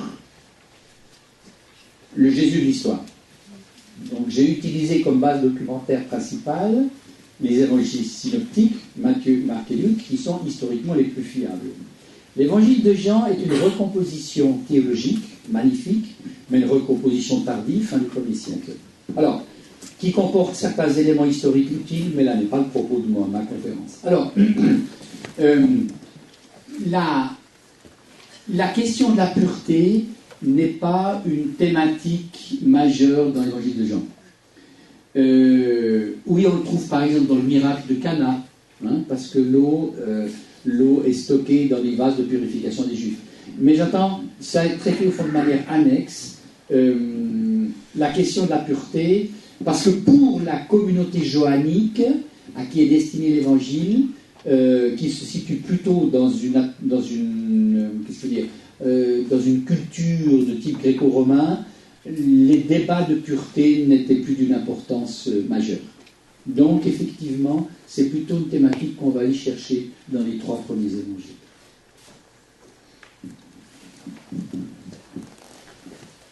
Oui ? Oui, j'ai une question. Lorsque je parle avec des Juifs aujourd'hui, par exemple, la question de se laver les mains avant de manger du pain pour un repas, ils ne vont pas me dire que c'est une question pour se protéger de l'impureté, mais ils me diront plutôt, je dis avec mes mots à moi, je vais passer du profane au sacré, c'est-à-dire ce pain que je vais manger, je le reçois de Dieu, et je vais me rappeler que je le reçois de Dieu. Donc on est moins dans du défensif que dans une entrée dans la louange. Alors, je pense qu'il faudrait effectivement se demander aujourd'hui de quelle manière le judaïsme contemporain comprend ces rituels de pureté. Peut-être que si on analyse notamment les prescriptions de la cacheroute, on irait peut-être un petit peu plus loin, hein, quand même. Et il faut se demander effectivement comment s'établit le rapport avec ceux qui ne se lavent pas les mains avant de prendre le pain. Comment se noue le rapport et comment sont-ils considérés? Et là, peut-être, ça nous permettrait d'aller un petit peu plus loin. Mais je ne peux pas m'avancer vraiment sur ce point-là. Ce que je veux dire, c'est que, mais vous l'avez très bien compris, je n'ai même pas besoin de le décoder, tout ce que je dis aujourd'hui de la pureté d'un environnement menaçant et d'une discrimination sociale, c'est d'une actualité terrible. Terrible. Hein? Voilà. Oui. Je crois, deux trois choses. Au plan historique, quand même, on sentait que même les rabborotes n'étaient pas tous les pharisiens, d'une part. Et puis, on a bien des cas où on voit qu'ils cherchent quand même à être en relation avec ceux qui ne pratiquent pas la Torah comme il faut. Une femme qui ne pratique pas du tout la Torah peut rentrer dans la maison d'une femme de Ravers et puis aider, travailler, tant qu'à certains points, si on mouille la farine, je ne sais pas, alors là, les problèmes d'impureté ou de pureté, j'aime pas d'ailleurs ce mot-là, mais enfin, ça ne va plus. Donc elle doit sortir. Mais c'est tout à une époque au moins, et premier siècle avant sans doute, puis ça s'est durci à la fin du premier siècle, certainement. Hein. Il y a eu des difficultés, mais avant ils font quand même un effort. Et puis il y a ce souci des pharisiens quand même, et ça c'est quand même ancien, de tout Israël. Tout Israël a droit au monde à venir. Alors, bon, c'est bien, j'ai introduit tout ça dedans, hein, c'est pas, ça conteste pas à fond ce que tu dis, mais enfin ça amène quand même un petit peu quelque chose de plus, quoi. Hein. Des précisions, voilà. Donc il y avait effectivement, oui, mais souvent on retrouve effectivement, quand tu dis le souci de tout Israël, il y a, mais on le retrouve par exemple dans la vision de la fin des temps, ce qu'on appelle l'eschatologie, oui, où effectivement c'est une vision qui embrasse le monde, mais qui souvent se résout par, au fond, une lecture très très nationaliste du salut. Réservé à Israël, où les nations jouent un rôle d'instrument ou de soumission ou de servitude à l'égard d'Israël restauré. Donc il y a effectivement l'ouverture à l'universalité, mais en même temps cette concentration sur un noyau qui est le noyau du peuple élu. Oui. Oui. Oui. Peut-être une autre question aussi sur la mort de Jésus, qui est peut-être en relation avec le temps, mais pas tout à fait. C'est, disons que quand le grand prêtre dans Saint Jean, chapitre 11, dit « Vous n'y comprenez rien, il faut que les Romains vont venir enlever notre lieu, démolir notre lieu, notre temple. » Et je pense à Jean-Baptiste qui a été arrêté par Hérode, c'est Joseph qui le dit, parce que Hérode Antipas craignait que Jean-Baptiste soulève une révolte du peuple, etc., des mouvements messianiques. Et peut-être qu'il y a aussi, au moins chez les Sadducéens en tout cas, cette crainte-là par rapport aux Romains, est-ce qu'il ne serait pas dangereux? Voilà. Attends, oui, j'essaie de comprendre ce que tu dis là. Donc tu parles de la manière dont Flavius Joseph parle de l'exécution de Jean-Baptiste par Hérode Antipas. Effectivement, on a une version des évangiles qui est probablement une version un petit peu romancée, mais qui est magnifique, en tout cas dans un film. Hein, je pense, c'est la fille d'Hérodiade qui danse et qui demande, sur conseil de sa mère, la tête de Jean-Baptiste sur un plateau. Bon, c'est vraiment tout à fait dramatique.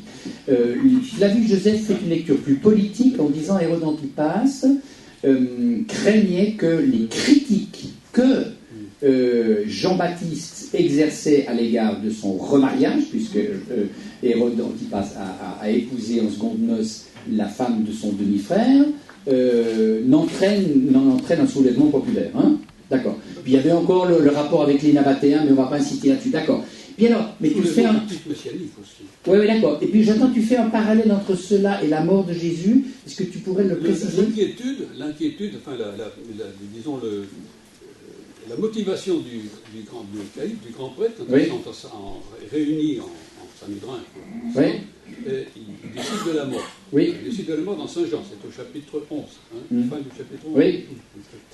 Et il dit, vous n'y comprenez rien, il vaut mieux qu'un seul homme meure pour tout le peuple, sinon, si on le laisse venir, les Romains vont venir et ils vont supprimer notre lieu, c'est-à-dire le temple. Donc, crainte d'un mouvement de type révolutionnaire ou messianique. Messianique, effectivement, d'accord, qui serait réprimé par les Romains. Qui peut avoir comme cause aussi, pour les Sadducéens en particulier, qui sont détenteurs du pouvoir sur les Romains, qui peut avoir la mort de Jésus. La différence quand même entre Jean le Baptiseur et Jésus, c'est que Jean le Baptiseur, d'ailleurs, qui a payé de sa vie sa témérité, se livre à une critique de la conduite royale, de la conduite du tétrarque Hérode Antipas, ce que Jésus ne fait pas.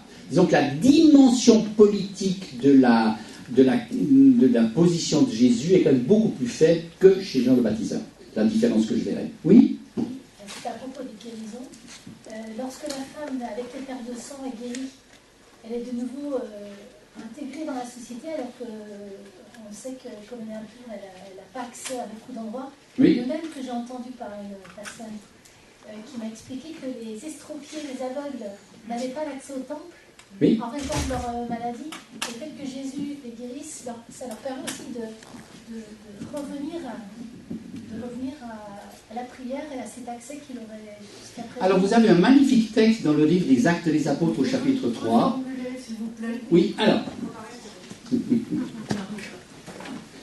Ce qui était dit, c'est que lorsque Jésus, j'ai fait allusion à cet événement de Jésus qui touche une femme à l'hémorragie permanente. Hein, et ce qui était dit, c'est qu'effectivement, le fait que cette femme soit guérie, la réintègre socialement. Vous disiez, effectivement, il y a bien des endroits où elle ne pouvait pas aller, mais j'entends cette femme était effectivement totalement radiée d'une vie sociale. Hein. Quiconque était attentif aux prescriptions de pureté ne pouvait l'approcher. Et vous disiez aussi que les estropiés ou les paralysés ne pouvaient pas entrer dans le temple, puisqu'effectivement, ils étaient considérés comme étant sous le coup d'une sanction divine qui se concrétisait par leur maladie corporelle. Alors oui, ce que j'ajoute maintenant, c'est qu'il y a un magnifique récit qui montre cela, c'est dans le livre des Actes des Apôtres au chapitre 3, c'est la guérison du mendiant, du boiteux, pardon, la guérison du boiteux à la belle porte du temple. Début du chapitre 3 des Actes des Apôtres, je fais appel à votre mémoire de lecture. Pierre et Jean montent au temple, à 15h bien entendu, comme vous le saviez, ils montent au temple, et un mendiant se trouve là, boiteux, et qui tend la main en espérant recevoir quelque chose. Et Pierre lui dit, d'or et d'argent je n'en ai pas, mais ce que j'ai je te le donne, lève-toi. Et cet homme, alors c'est très intéressant parce que le récit effectivement dit que cet homme se lève, qu'il saute et qu'il bondit. On a une espèce d'efflorescence de langage qui montre l'accent sur la mobilité retrouvée, et cet homme rentre dans le temple avec Pierre et Jean. Et le miracle, il est là. Il est là. C'est qu'il peut enfin, grâce à Pierre et Jean, qui l'ont guéri au nom de Jésus-Christ le Nazoréen, il peut participer à la célébration du Dieu d'Israël au cœur même du lieu saint dont il était exclu. Car s'il est sur la voie d'accès au temple, ça n'est pas parce que c'était un lieu propice pour mendier. C'est pas comme les mendiants autour des gares ou les églises. S'il est hors du temple, c'est qu'il n'a pas le droit d'y entrer. Et donc le véritable miracle, c'est effectivement un miracle d'intégration sociale et religieuse. Et on voit comment effectivement se poursuit cette tradition de réintégration sociale par la guérison. Oui, vous avez tout à fait raison. Oui. Je vais d'abord vous remercier pour ce que vous avez dit sur un message très intéressant. D'abord, un merci pour ce que vous avez trouvé très intéressant. Quelque chose d'autre va venir maintenant. Oui. Dites-moi, votre question. La première partie, vous disiez l'hypothèse que Jésus ait été condamné comme Messie ne tient pas, mais Messie et fils de Dieu, et moi j'avais compris que ce n'était pas la même chose en fait. Et la condamnation, il est en fait qu'il se proclame fils de Dieu. Messie et fils de Dieu, moi j'avais pas compris que c'était. D'accord. Voilà. Oui. Alors donc, c'est la première partie de ma conférence où j'ai dit que attribuer à la prétention messianique la cause de mort ne tient pas. Et vous me posez la question de savoir est-ce que c'est la même chose de parler de la messianité du Fils de Dieu. D'accord. C'est votre question, madame? Oui. D'accord. Merci beaucoup. Alors, j'ai traité là de la question messianique, uniquement. C'est-à-dire de la prétention messianique. Dont on sait d'ailleurs qu'elle avait, elle avait une compréhension d'ailleurs largement politique à l'époque. J'ai glissé au passage, c'est peut-être ça qui vous a alerté, j'ai dit que Jésus ne s'était pas proclamé Messie, pas plus qu'il ne s'était proclamé Fils de Dieu. Mais c'est un aparté. Vous pouvez le retirer, parce qu'en réalité, non, le Messie n'est pas égal à Fils de Dieu. Ce sont deux catégories christologiques différentes. Et j'ai voulu... Pourquoi est-ce que j'ai parlé à ce moment-là de Fils de Dieu? C'est pour dire que, je l'ai résumé dans une formule, Jésus n'a pas dit qui il était, il a fait ce qu'il était. Et que la réponse, qui est la réponse de la foi ou de la non-foi, est dire oui, celui-ci est Messie, ou bien oui, je reconnais en lui le Fils de Dieu. Mais vous avez raison de dire, les catégories de Messie ou de Fils de Dieu ne sont pas superposables. Tout à fait. Oui? Je vais peut-être... D'abord, je voudrais vous remercier beaucoup de cette conférence, c'est vrai, ce retournement de la pureté et voilà, qui diffuse, qui rayonne et qui va là pour séparer. Mais je vais rebondir quand même sur la question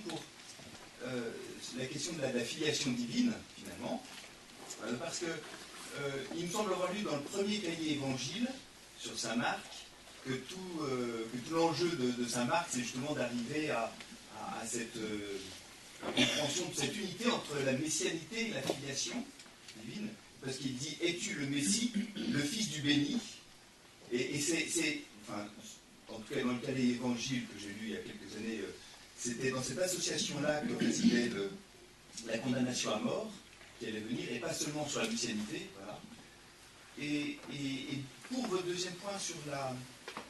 Donc alors une première question qui qui revient effectivement sur la question de filialité divine et de messianité. Et en fait, ma question, c'est est-ce que derrière vos trois catégories, il n'y a pas la question de la divinité de Jésus qui est derrière? Quand Jésus dit ensuite, dans votre deuxième catégorie sur la réinterprétation de la loi, où vraiment j'ai apprécié tout ce que vous avez dit, mais quand Jésus dit,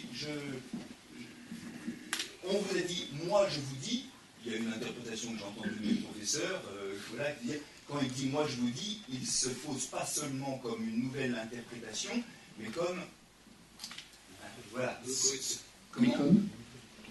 celui qui est la parole. Voilà. Oui. Il ne dit pas comme un prophète, le Seigneur a dit, mais moi je vous dis. Et donc il y a une affirmation et sur ce retournement de la notion de pureté, je ne me souviens plus comment vous avez dit là, la pureté non plus exclusive mais inclusive, moi j'ai compris un peu diffusante, d'ailleurs dans le passage du boiteux de la belle porte, on nous dit aussi que Pierre le prend par la main, et ça me rappelle tout ce que vous avez dit sur le fait de toucher les choses impures, et qu'il y a comme cette fois une diffusion de la sainteté. Mais là encore, est-ce que c'est pas l'affirmation du saint qui rayonne, de la sainteté de Dieu qui rayonne?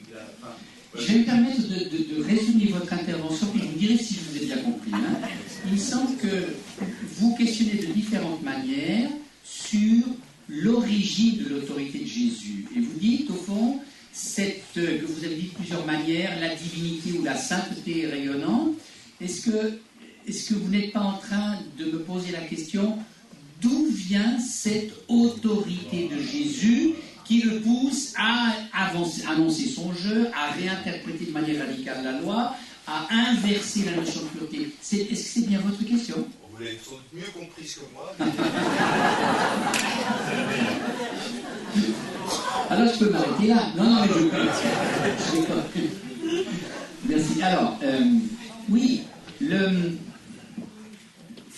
je pense que l'ensemble du ministère de Jésus a consisté à manifester une image de Dieu fondée sur une expérience de Dieu, mais de telle manière que Jésus plaçait ses interlocuteurs face à la question suivante: mais d'où vient cet homme? D'où vient sa parole? D'où vient son geste? Où s'origine cette parole novatrice et ce geste étonnant, surprenant ou scandaleux? Bien entendu, tout cela pose la question, mais qu'est-ce qui donne à cet homme cette autorité renversante, hein? Alors, les réponses que les premiers chrétiens vont donner, précisément, vont se traduire dans ce qu'on appelle les catégories christologiques différentes: Messie, fils de David, fils de Dieu, premier-né d'entre les morts, etc. Au fond, les premiers chrétiens vont utiliser plusieurs mots, plusieurs catégories pour définir, je dirais, cet indicible. Vous savez, l'indicible ne s'enferme jamais dans un seul mot, hein, et il en faut plusieurs. Et précisément, toute la réflexion que les premiers chrétiens, dès la résurrection, ont portée sur l'événement Jésus de Nazareth consiste à utiliser des registres de langage différents pour tenter de dire cet indicible. L'indicible d'un homme à ce point transparent que c'est Dieu que l'on entend, d'un homme à ce point originé en Dieu qu'on peut dire qu'il est né de l'Esprit. Donc, ils vont tenter, les premiers chrétiens, et nous ont légué ces façons différentes de dire ce qu'était la vérité de Jésus et son origine, car effectivement de cette réponse dépend la question de savoir si nous allons considérer les agissements du rabbi Yeshua de Nazareth comme un agissement où se dit un Dieu qui nous inspire aujourd'hui encore. S'il s'agit simplement de décrire qui il fut entre l'an 27 et l'an 30, en gros, nous sommes toujours dans la description historique, mais de la réponse donnée à la question que vous pointez dépend effectivement d'y entendre une vérité qui nous construit aujourd'hui. Oui? Je vais juste vous dire, Jésus dit, je fais ce que le Père me dit de faire, en fait. Pardon, je n'ai pas compris ce que vous Jésus disiez. dit, je fais ce que le Père me dit de faire. L'autorité venait du Père, en fait, non? L'autorité venant du Père, c'est une manière d'y répondre. Oui, c'est l'autorité venant du Père, mais une autre, ce sera dire Jésus était la parole. Vous savez, il ne faut jamais enfermer le Christ dans une seule catégorie. Différentes catégories sont utilisées, et l'autorité venant du Père, c'est typiquement une catégorie que le 4e évangile, celui de Jean, va privilégier. Mais chez Marc et chez Luc, ça n'est pas du tout cette catégorie majeure. Oui? C'est une remarque pour faire un... J'ai l'impression que vous avez fait un magnifique retournement de ce qui arrive à Moïse, donc la figure du judaïsme, lorsque, partant pour délivrer les fils d'Israël, il est en fait arrêté devant, ne comprenant pas lui-même, mais grâce à l'aide de sa femme, il doit poser un geste, en l'occurrence sur son fils, donc un geste, on va dire, tourné vers Dieu d'abord, avec la circoncision que fera Séphora, et ensuite d'aller vers les autres. Qu'en pensez-vous? C'est-à-dire, est-ce que, quelque part, Jésus inverse cette logique en nous demandant d'abord d'aller vers les autres? Donc, la question qui est posée part justement du retournement dont j'ai parlé pour la pureté, et en faisant la comparaison avec Moïse, par contre, délivre Israël, effectivement, qui se livre à la circoncision de son fils. Ça vous l'avez dit? Indirectement? Indirectement, oui. D'accord. Alors,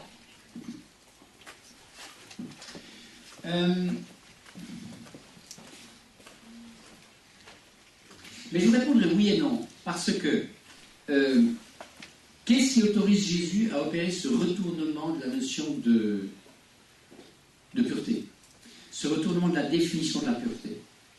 Ce qui l'autorise à le faire, c'est que Jésus a fait l'expérience d'un Dieu Père, qui, comme il le dit dans le chapitre 5 de Matthieu, qui fait briller son soleil sur les bons et les méchants,